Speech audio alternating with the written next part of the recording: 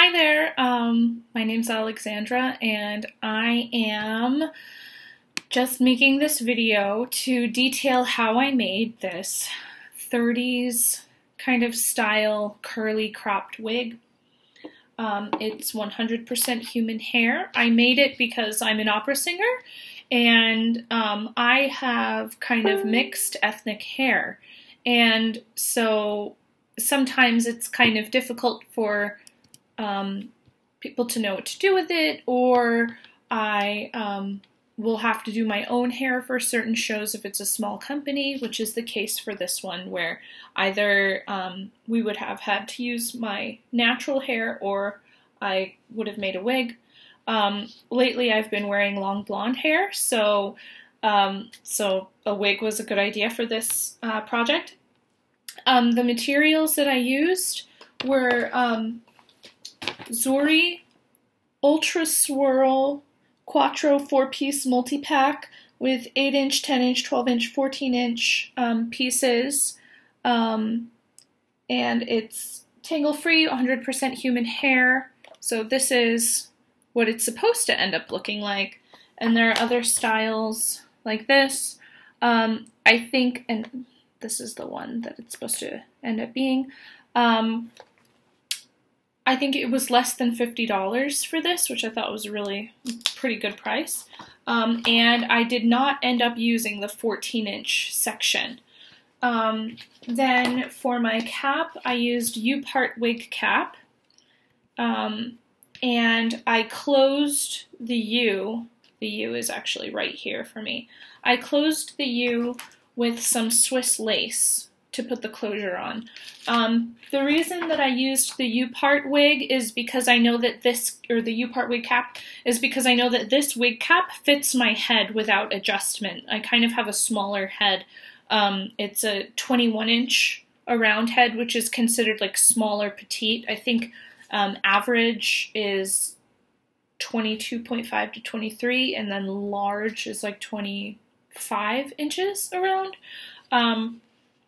My natural hair lays very, very flat, so I don't have a lot of prep underneath that's bulky. So a cap that's fairly tight is good for me. I also have a wig grip on underneath, which is a band of kind of velvet fabric about this wide around that goes here, and it not only helps keep your own hair flat, but it helps the wig adhere to your head without the use of like glues and tape and stuff.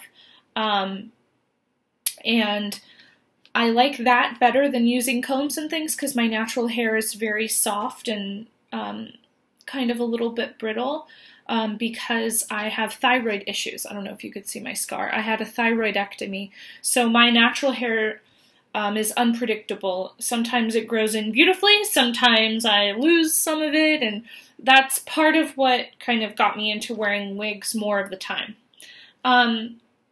So in addition to these two, I used just typical, where is it? Oh, weave thread. Just typical weave thread that you can get at Sally's. You can get it at pretty much any beauty supply store.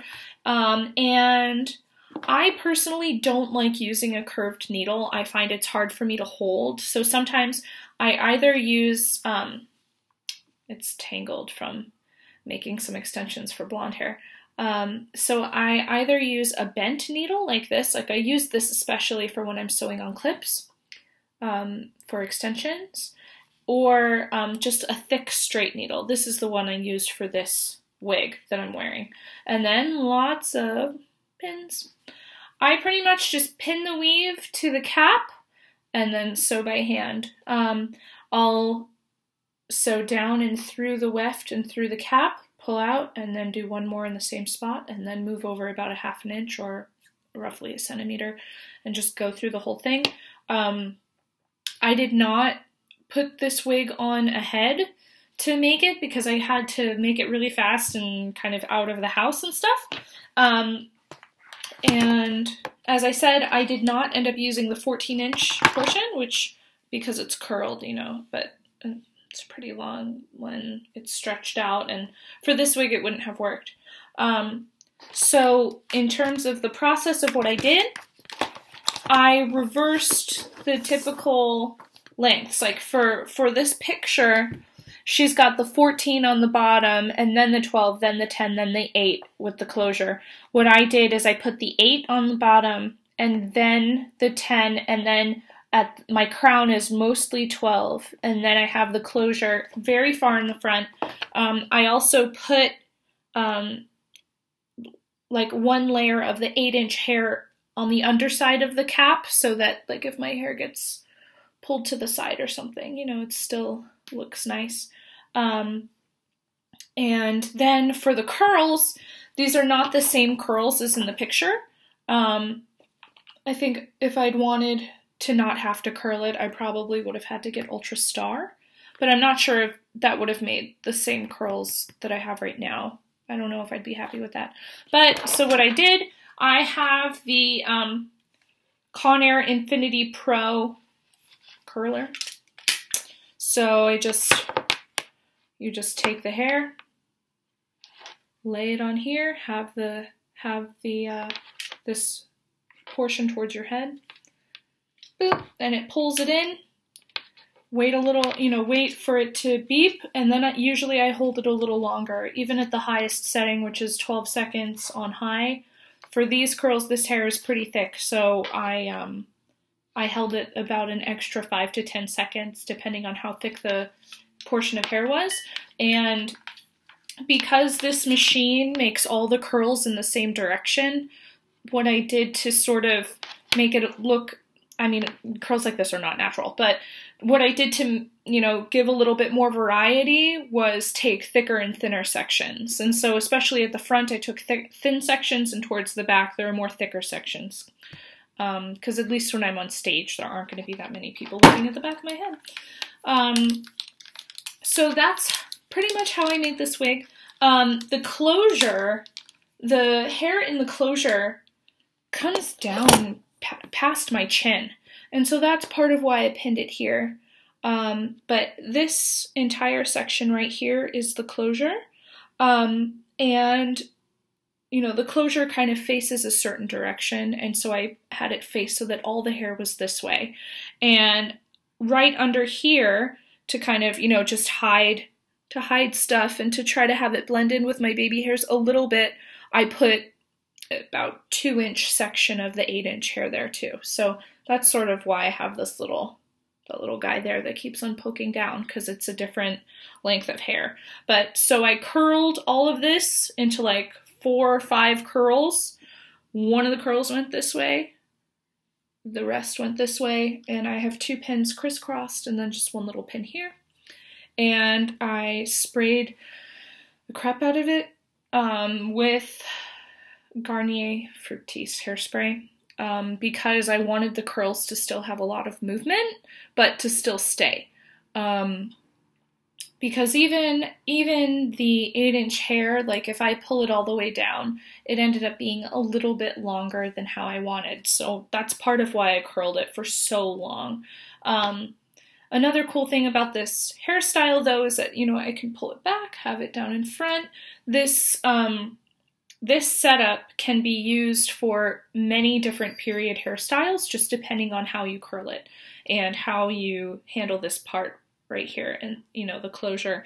I kind of tried to make it look like I had a fake little part right here, but it's not a real part. I just separated the hair so that it had the shape.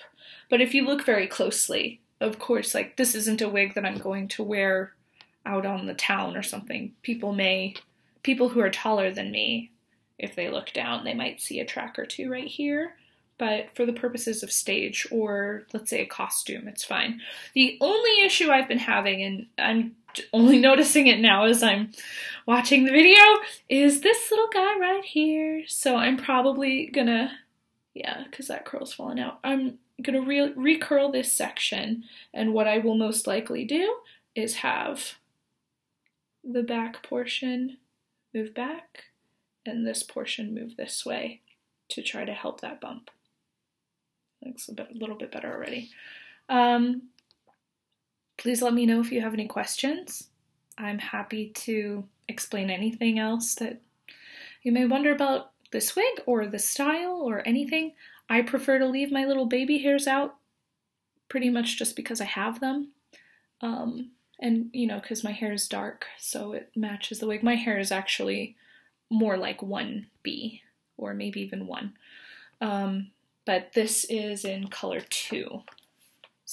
And the reason I picked color 2 is because I thought with a little bit of the red undertones that 2 has, I thought that with the stage lights it might pop a little bit more than jet black, even though like my eyebrows are jet black. So thanks for watching. I hope that this was helpful or informative or anything.